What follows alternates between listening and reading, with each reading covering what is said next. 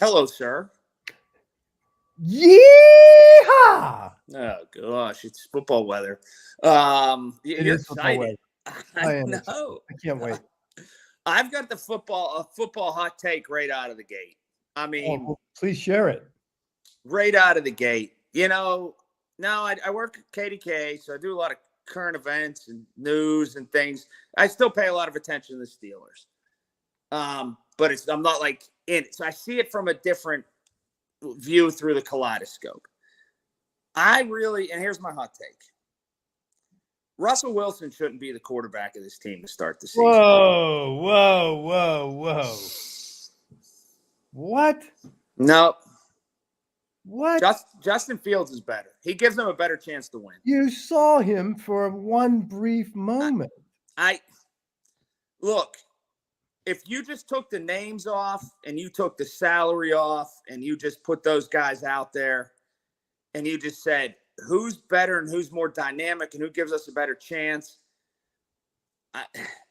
This is one of those, the Steelers and other teams in the NFL, they will tell you that they're doing things different, they're innovative, and they're trying different things, and they're not antiquated anymore. This is one of those safe fallback situations that, and I'm not blaming just the Steelers, other teams would do the same thing, that they're going to fall back to comfort as opposed to taking a risk that could really pay off big. Justin Fields is a better football player right now. I don't know. I'm confused. I didn't know we were going to go down this quarterback path. But I don't know if I agree or disagree, but that would be like judging Arthur Smith on putting up only 15 points in 2 games. And I don't think you can do that. No, it's not about that. It's about the current climate of the NFL. And the current climate of the NFL is I'm perfectly fine with risk reward. I'm fine. I just need the game to be expedited, and I need the opportunity and chance for the big play. And it just looks better and different. But you haven't seen Russell Wilson really play. I don't need to. 26 touchdowns, 3,000 yards 1 year ago. Great.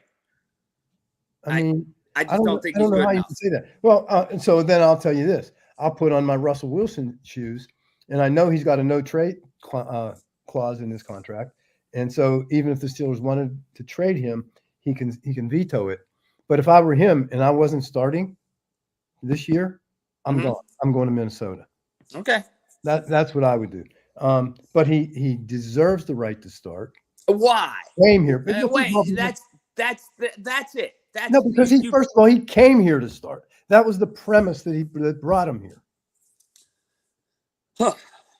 That was the premise that brought him here. And he's done nothing. So did Mitch Trubisky. Oh, come on.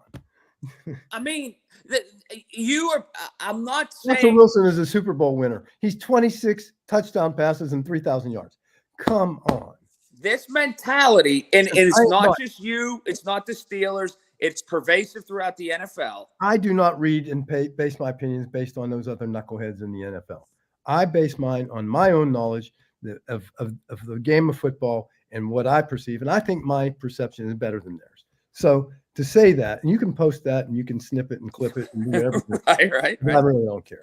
But here's the thing: Russell Wilson has done nothing to lose that starting job, and I would think that Mike Tomlin told him it's your job to lose. He hasn't lost it, right? So you put him in that position, you give him an opportunity. I love Justin Fields, so let's not. I don't want to be misunderstood about that. I love Justin Fields.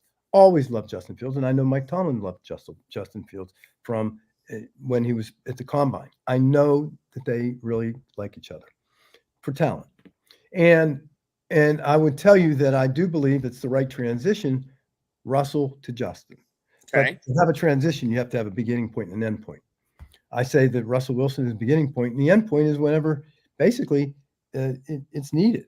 I love the idea of switching packages if with Russell starting, and you can bring in Justin for whatever. But Justin, I got to be honest with you, and there's something about his footwork and I watch his feet. There's something about that, and I'm not sure what it is. I'm sure what it is. What? exponentially faster than Russell Wilson's. I hate you.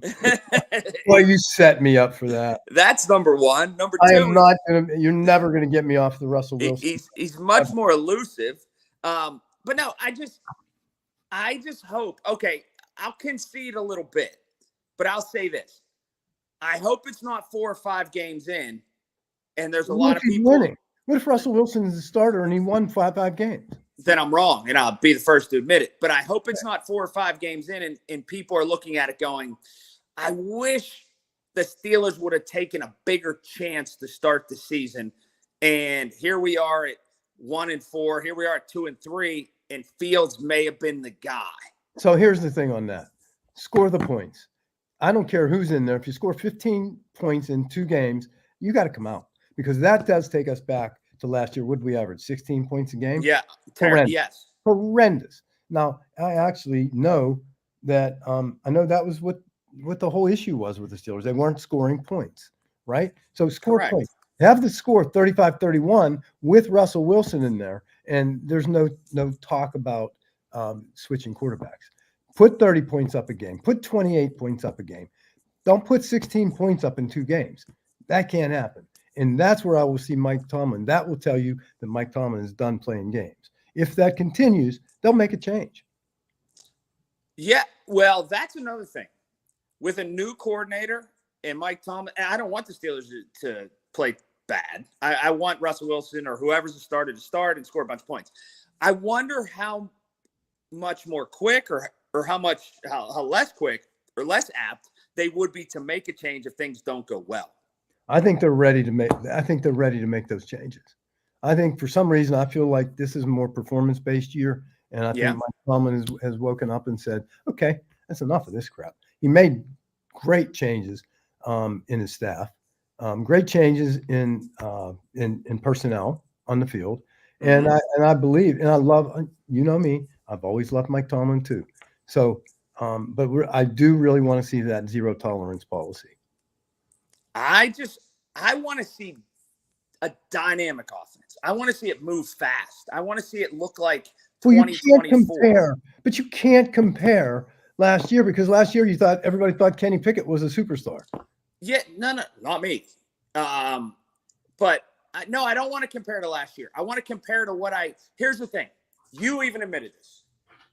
I want to turn on the TV for the Steeler game and then turn on all the other games, and the offense look like all the other games, all the other games on TV around the NFL. And there's so many times in the past, it looks like they're playing at a different speed, the other games. And I think that's where you're going to see a change. You're going to see that change because of your offensive coordinator, your wide receivers coach, who I love.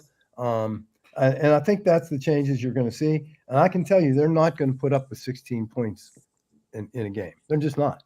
And if they do, they're foolish, because they have too much talent. There's so much talent. And we talked earlier about Washington, Darnell Washington, 6'7" tight end tackle slash. I think they're going to use him. Freiermuth was pretty much absent last year. You run that Travis Kelce tight end offense. My favorite play has always been, and it was from the time of Juju Schuster, my favorite play is across the middle. Slant, boom, catch the ball, gone. George Pickens has it. I love that play, and I hope we use it. I see that, the jet sweeps have kind of gone away this year. But right. Maybe we'll be back in game time. Maybe we're just not showing it.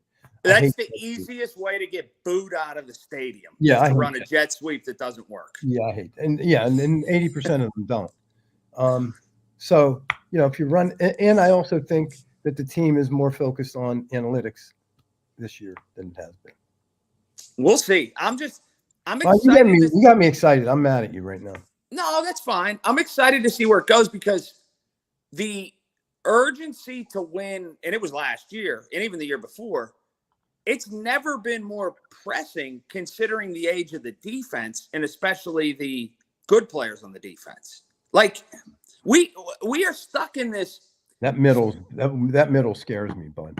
Oh yeah, but we're stuck in this span of time where everything is frozen from an offensive standpoint. Like they're trying to figure it out. And as that's happening from an offensive standpoint, TJ Watt and Cam Hayward just keep getting older and older and older and older and older. It's almost like we forget about that sometimes. I don't forget about Cam. Cam scares me also. Love Cam. Great humanitarian, great person, great player, great everything. And I said this to somebody the other day. It's amazing that we can talk about a 35 or 36-year-old saying they're too old. That just blows me away. What I wouldn't give to be 35. Oh, yeah. So, I share those sentiments, but I also, TJ Watt, like Mike Tomlin said 2 years ago, TJ Watt, he's from another planet, and he is. So I'm not worried about that. I am worried about the middle because I'm worried about what happens if Cam goes down. And I'm worried that we are still susceptible and vulnerable to the run. And you saw them run. And I get that wasn't all the starters. I get that. But that middle, man, that scares me. It really does. And that's where I think we need, what's his name? It used to be there.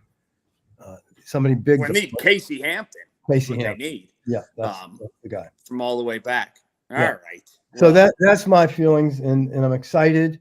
I will be disappointed if we don't get big things from this team. Russell Wilson, get ready, baby. You're on show, and it's going to happen for him, and he will not sit the bench, guaranteed. Well, I hope he doesn't. I hope he plays well, but doesn't sound like it. I don't know if he'd be my day one starting quarterback. I think everything would be. Well, we're going to end the show the same way we started it. By the way, there's new seats down on field level. I hear we have them. Birdie told me this. How are they? I haven't used them. Oh, you guys haven't used them. I heard they're a little bit spacious. They're nice. They're down lower. They're right on the field. They're right on the field. They sound cool, but we'll see. This is what I hear. I hear there's a couple of them that say Bazzy right there. Let me know when you want them. Oh, well, sure don't want to go see Russell Wilson play. Oh my God. Forget it. I retract. You cannot use my seats ever. Did he really say that? Did he really say that? Ask me who's driving a Navigator for him. I'm kidding. You know what? Russell Wilson? Wow. I got to get there. Listen, have you talked to him? Have you interviewed him? Exceedingly nice man. Class. Yeah? Class. Okay? Happens to have a kind of famous wife. Oh, yeah. I know. Right? Kind of famous. But actually, which means nothing to this conversation, but he's you're real high on him. You like him. I do like him. I love the fact that we did it. I hope he shuts me up. I hope he goes out and throws for. I hope he calls you and says, "Dude, shut up." I'd be fine. I just hope he performs. Oh my God! Imagine if they put both the quarterbacks on the field at the same time. And that is a true possibility. Imagine if they did that. No, you imagine it but who's the number one quarterback? Because you still go back to Russell Wilson shouldn't start. And I'm saying BS. Well, I love the idea of that package, both at the same time. I would bet that isn't an original thought. I would bet they may do something like that, even if just a decoy, to scare the hell out of people. Well, that brings back the New Orleans guy. Who was it? Who did that? I didn't like him. Oh, the guy from BYU. Yes. Yeah. Yes. I didn't like him. He's not there anymore anyway, but I didn't like him. You did not like him at all. I didn't. But there's nobody on the Steelers I could say I really don't like right now. I like them all. You're right about that. I think they've eradicated all the people you disliked. The offensive coordinator. But it makes me wonder how much better the team might have been with a new offensive coordinator a year ago. You were not a fan of Deontay Johnson. No. Nope, he's gone. No. Well, how do you do that? A guy dropped more balls than he caught. I know. It's not that I'm an expert. I don't have to be an expert for that. I'll give you credit for this. You were the engineer out in front of this guy is not going to be all that good or live up to the money. You were like the first guy on that train. I don't know if I was the first, but I was certainly loud about it. You were. Yeah, I was loud about it. And I'm going to tell George Pickens the same thing. George, It's your job to lose, buddy. You are the premier wide receiver. You can do things that nobody can do, George. Just do them. Just do them. Let your talking come from what you do. Yeah. Nothing else. Don't get mad. Don't get angry. Accept it. Look at the game from 16 or 17 game schedule. Look at the game from a 30,000-foot view. Take it personal because it's what makes you great, but don't let it interfere with your performance. Yeah. That's Get my it done. George Pickens. Get it done. Get in your car. Because go there's home. nobody better. He's better than Antonio Brown. Ooh. Mark my words. If he doesn't let himself get in the way, he is better than Antonio Brown. He's fast. He's very good, but He makes circus catches. He also could potentially be his own worst enemy. Again, same thing, Antonio Brown. That's my whole point to what I just said. Yep. So just don't let yourself get in the way. Okay. All right. I got nothing else to say. I'll talk to you Monday on the air. I'm mad at you. Okay, goodbye. Goodbye. See ya.